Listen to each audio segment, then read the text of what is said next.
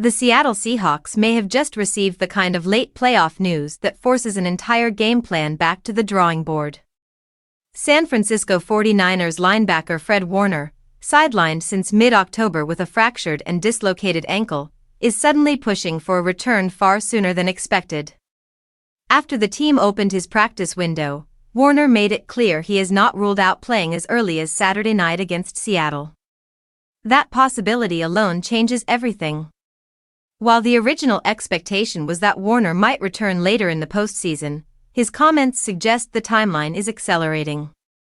From Seattle's perspective, that uncertainty is a problem in itself.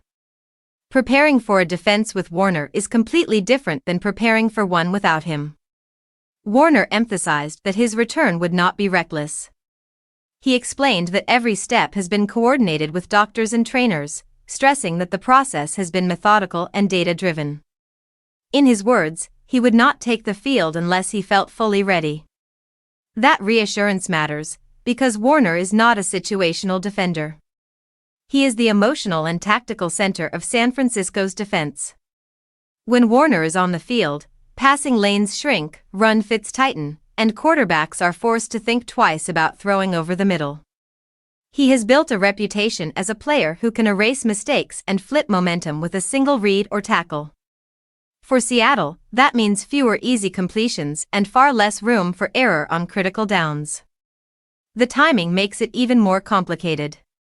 San Francisco is already absorbing a major offensive loss with their star tight end sidelined, and Warner's potential return would help balance that setback by raising the floor of the defense. The difference between facing a replacement-level linebacker and an all-pro is massive, especially in a playoff rematch where both teams know each other well.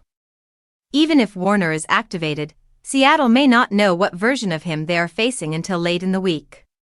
San Francisco plans to increase practice intensity before traveling, and coaches have already noted how quickly Warner's presence shows up, even in limited work. His energy alone can elevate the entire unit. For Seattle's offense, this creates a difficult choice.